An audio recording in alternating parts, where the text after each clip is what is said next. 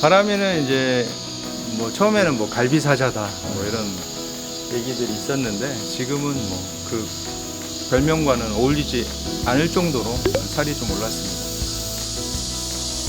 김해 부경동물원에 실내 동물원에 있다가요 너무 좁은 공간에 사자가 갇혀 지낸다 약간 동물 학대 논란이 있어서 김해 시청과 부경동물원 측에 저희가 이제 맡아보면 안 되겠느냐라고 이제 말씀을 드렸는데 동물원 사장님께서 흔쾌히 데려가도 좋다.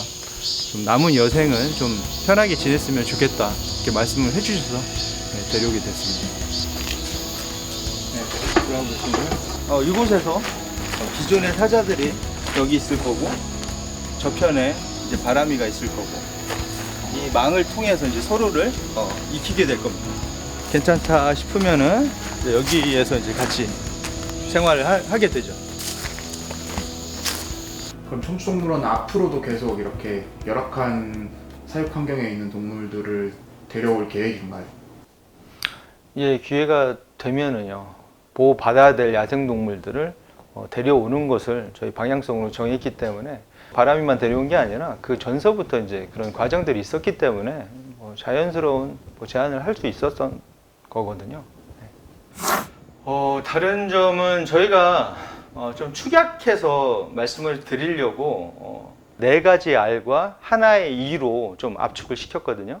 Rescue, Responsibility, Release, Reduction, Education입니다. 합쳐서 리거든요. 리는 다시 동물원이 저희의 어떤 방향성입니다.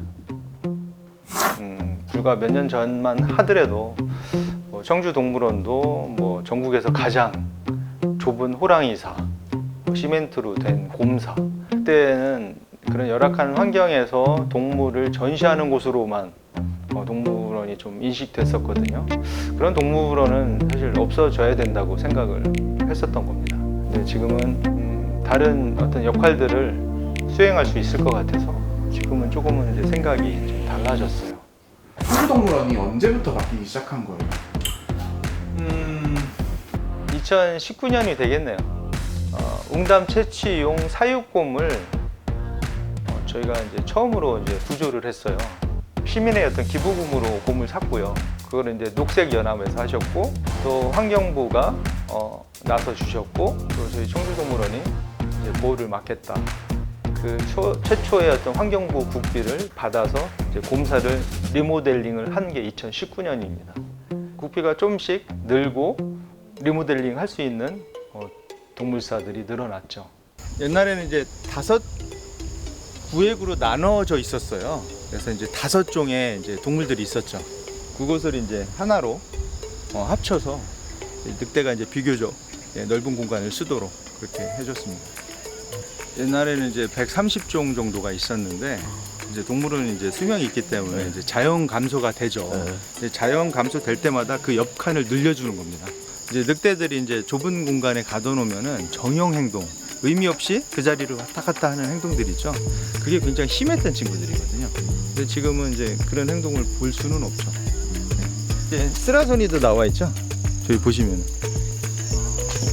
좁은 공간 2개를 다리로 연결해서 넓게 쓰도록 그렇게 해준 거죠.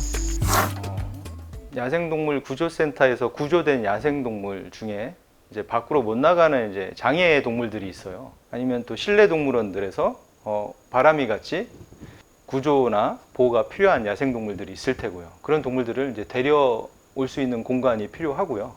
야생으로 나갈 수 있는 동물들은 좀 내보낼 수 있는 어떤 치료 공간?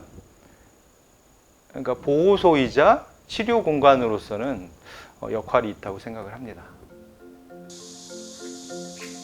이쪽은 이제 김서방이라고요. 이제 세종이랑 여기 이제 충청도 일대를 왔다 갔다 하다가 이제 119 소방대원들한테 구조돼서 청주시 유기동물이 됐어요. 근데 얘는 왜 왔다 갔다 하게 된 거예요? 모르겠어요. 어디에서 나왔는지는 지금도 아무도 모릅니다. 근데 이제 구조 당시에 사람을 그렇게 피하지 않았다고 하는 걸로 봐서는 어디 이제 사람이 길렀던 곳에서 나온 게 아니냐라는 어떤 추측이 있습니다. 국립공원에서 여울을 보존을 하고 있어요.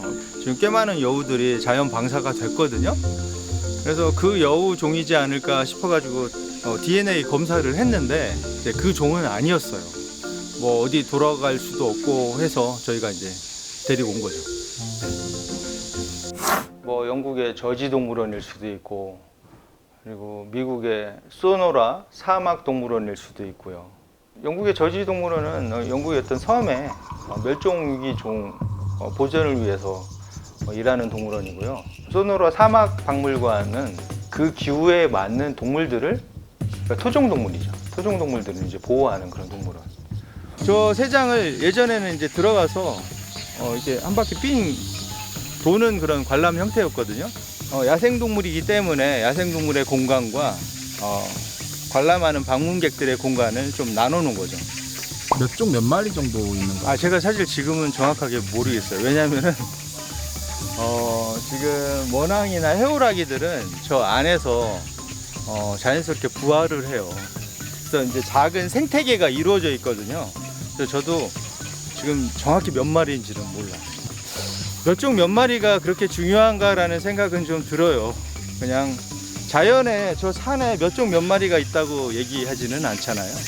얼마나 자연스러운 환경에서 동물들이 살 수 있는 공간인지 그게 더 중요해 보여요. 천천히 움직이셔야 돼요. 애들이 놀래니까 천천히. 여기 이제 우리나라 또 천연기념물 두루미고요. 동물원에서 태어난 애기도 하고요. 사람한테 이제 호감을 많이 갖는 친구예요. 슬금슬금하네요. 이 동물들은 사실 직선으로 가면 되게 부담스러워요. 접근을 할 때도 사실 이렇게 가지자로 충분히 시간을 갖고 적응하게끔 배려를 해야 돼요. 조류 다 상태가 너무 좋네요. 네, 여기에서 이제 두루미들이 날아다녀요. 가끔 날면은 이게 굉장히 큰 새거든요. 펼치면은 이 날개 길이가 거의 막 2.5m, 3m 돼요. 그 큰 새가 날아가면은 여기 장관이죠. 뭐 당연히 동물원에 있는 동물들의 이제 안락한 삶이죠. 또 두 번째는 동물원이라는 곳이 반려동물을 키우지 않는 이상 처음으로 동물들을 만나는 곳이에요. 그러니까 나 아닌 타자를 만나는 공간인데, 그러니까 동물을 잘 대하는 어떤 마음이면은 뭐 다른 약자, 사람한테도 잘 대할 수 있지 않을까 싶어서 동물 복지와 사람의 복지는 연결되어 있다고도 생각을 합니다.